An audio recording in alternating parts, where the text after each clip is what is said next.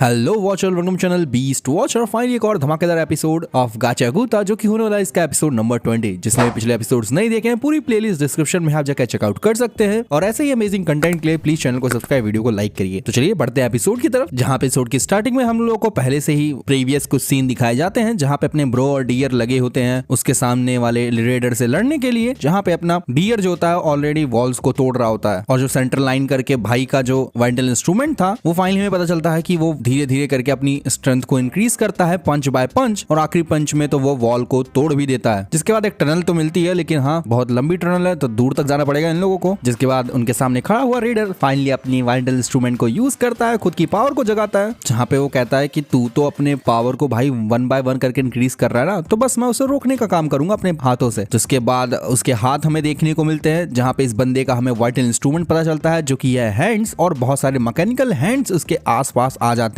इसी के बाद आता है यहाँ पे इंट्रो, जिसके बाद फाइनली ये जो रेडर होता है अपने ब्रो के चंगुल से छूटता है और बोलता है कि वो जो है इन लोगों को रोकने वाला है और अपने प्राइस को लेने वाला है ज़ोडियल से। अब अपने ब्रो और डियर तो एकदम परेशान है, बट अचानक से ये जमीन होती है ये हिलने लग जाती है और पूरी की पूरी जमीन ही पलट जाती है और ये सब के सब नीचे गिरने लग जाते हैं। जैसा कि हम लोग को पता है कि ऑलरेडी ये सारे क्लीनर्स, ये सारे रेडर्स एक ट्रैश बीस्ट के अंदर है, जो कि बाहर एक तूफान उठा के बैठा हुआ है। जहाँ पे अपना जो रेडर होता है वो कहता है कि भाई मुझे लगता है ये गलत हो गया, ये लगता है और पहले से ही उड़ना स्टार्ट कर चुका है। और हाँ, ये वाला ट्रैश बीस्ट बाहर एकदम तैयार होता है, जहाँ पे जो इनका ट्रैश बीस्ट है उसको बॉर्डर क्रॉस करने से पहले डिसाइड करना पड़ेगा कि कौन जिंदा रहेगा, कौन अंदर रहेगा इन रेडर्स को इसके अंदर। तो हाँ, तो अपना जो बंडस है, अपना जो रेडर है, ये इन लोग को खत्म करने वाला है। अपना डियर भी एकदम नीचे गिर रहा होता है, तो ब्रो उसको अपने कपड़े से पकड़ लेता है और वो अपने डियर को हिम्मत दिलाता है कि तुम चिंता मत करो, हम लोग घर पहुंच के रहेंगे। लेकिन हाँ, बंडस मतलब जो इनके सामने वाला रेडर है, ये इन पे अटैक कर देता है कि उसे तो विक्ट्री चाहिए, उसे अपना प्राइस चाहिए। बट अचानक से भाई एक कार आती है, इन लोगों से भिड़ जाती है और ये लोग एक कार के अंदर बैठ जाते हैं। भाई कार में बैठने के बाद इनके सामने से जो भी कचरा आ रहा होता है, ये लोग उसको डॉज करने की कोशिश करते हैं। बट हाँ भाई, कार चल थोड़ी रही है, काइंड ऑफ ये सारे के सारे घबरा चुके होते हैं कि कार को कैसे रोका जाए, इससे कैसे बचा जाए। और काफी फनी मोमेंट यहाँ पे क्रिएट होता है। अपना जो डियर है वो कार से बाहर निकलने लग जाता है, लेकिन हाँ बंडस उसको पकड़ लेता है, लेकिन अपने ब्रो के सामने का स्टीयरिंग ही गायब हो चुका होता है एंड ये लोग उसमें फंसे होते हैं और भाई कार बस इधर उधर पिटी रही होती है। जिसके बाद अपना बंडस जो है अपने हाथ को निकालता है, मैकेनिकल आर्म्स को अपने वाइटल इंस्ट्रूमेंट को यूज करते हुए बाकी जो कचड़े उसके सामने आ रहे होते हैं उनको हटाने का काम करता है, और अपने ब्रो को कहता है कि वहां पे एक जो टनल है हमें उसकी तरफ जाना पड़ेगा, तो गाड़ी को तुम मोड़ो। जिसके बाद अपना जो ब्रो होता है वो अपने कपड़े को यूज करता है गाड़ी के डायरेक्शन को मोड़ने के लिए, और वो कामयाब भी हो जाता है एंड वो सब लैंड करते हैं अपने इंजन के सामने। इंजन देख के भी सरप्राइज होता है, ये लोग भी देख के सरप्राइज होते हैं, जहाँ पे इंजन तो चिल्लाने लग जाता है कि भाई तुम लोग एक रेडर के साथ ट्रिप पे क्या कर रहे हो। जहाँ पे अपना बंडस बोलता है कि अरे भाई किसी के सामने ऐसे अम्ब्रेला पॉइंट नहीं करते, अच्छी बात नहीं होती है। और वो फू को देखता है तो जो मतलब दूसरा रेडर जो कि इंजन के सामने था वो जमीन पे लेटा हुआ है, जहाँ पे बंडस पूछता भी है कि अरे इंजन तुमने इसको मारा वारा तो नहीं। जहाँ पे अपना फू बोलता है कि ये नहीं,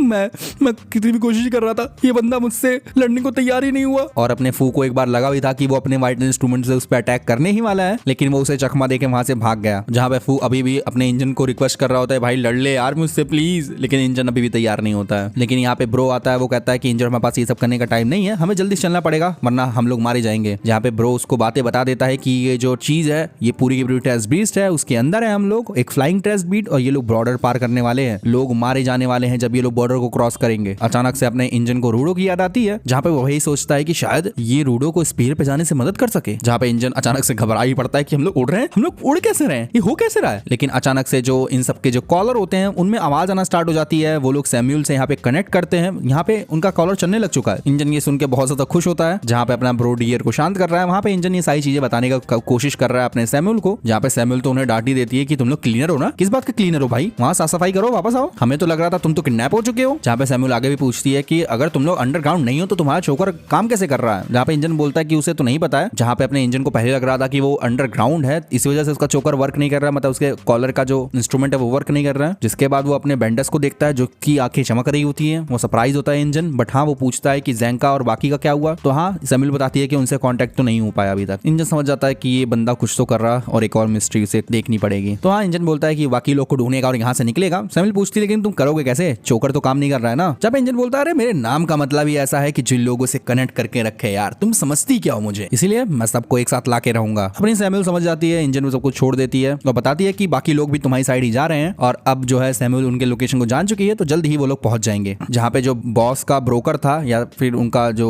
खबरी था, उन्होंने उसको सारी इन्फॉर्मेशन दे दी है, तो उसका जो बॉस है क्लीनर क्लीनर्स का वो निकल चुका है। तो हमें बाकी टीम भी यहाँ पे आती हुई दिखाई जाती है, जिसके बाद हम लोग पहुंचते हैं उसी कोर के पास जहाँ पे अपना जोडियल वगैरह थे। तो जोडियल बता भी रहा होता है कि ये जो स्टॉर्म है ना, ये साल में 6 साल में एक बार होता है मतलब, और आज वो दिन है। और ये जो ट्रेस बीस्ट है जिसके अंदर ये लोग हैं, ये इस स्टॉर्म को पार कर सकता है। इसको बनाया ही ऐसा गया है कि ये चीज पॉसिबल हो पाए। ये लोग भी लटके ही होते हैं क्योंकि अपना ट्रेस बीस्ट खड़ा हो चुका है। जिसके बाद यहाँ पे जोडियल बोलता है कि तुम्हारे पास बहुत ज्यादा इन्फॉर्मेशन है स्पीयर के बारे में, तो इस चॉइस को लाइटली मत लो। मैं तुम्हें स्पीयर बहुत जल्दी पहुंचा सकता हूँ, तुम अपने गोल को भी कंप्लीट कर सकते हो और अपने पास्ट में जो तुम्हें कंप्लीट करना था उसे भी तुम पूरा कर सकते हो। ये मेरा ऑफर है। लेकिन क्लीनर्स तुम्हें क्या ऑफर कर रहे हैं भाई? अपना रूडो अपने उस छोटी सी काइजू को देखता है। वैसे भी क्लीनर्स का जो गोल है वो सिर्फ साफ सफाई करना है। यहाँ पे जोडियल ये सब बातें बोल रहा होता है। उनका काम तुम्हारा गोल कंप्लीट करना नहीं है। ये सारी बातें नॉनसेंस है। मैं तुम्हें सिखाऊंगा कि कैसे वेस्ट हटाते हैं। अगर तुम्हारे पास गोल है अचीव करने के लिए तो मैं तुम्हें बताऊंगा कैसे अचीव करते हैं। कचड़े को बाहर फेंक दो, बस यही करना है तुम्हें। जिसके बाद रूडो अपना ग्लव्स उठाता है, बोलता है कि मैंने इन ग्लव्स को अपना नाम दे रखा है। जहाँ पे जो या फिर क्लीनर्स का जो लीडर था उसने अपने रूडो को एक बात कही थी, 3R, जो कि इसके ट्रेजर के लिए एक परफेक्ट नेम होने वाला है। जहाँ पे रूडो तो जानता है कि जो ट्रैश हो गया, ह्यूमंस हो गए, इनमें से कोई भी चीज वेस्ट तो नहीं ही है। और मुझे पता है जोडियल तुम्हारे पास बहुत सारी चीजें नहीं है जो कि मेरे पास हैं। यहाँ पे रूडो को हर एक बंदा वो याद आ रहा होता है जो कि इसके साथ अब तक था ग्राउंड पे आने से लेके, जहाँ पे मैं उन लोगों के लिए कुछ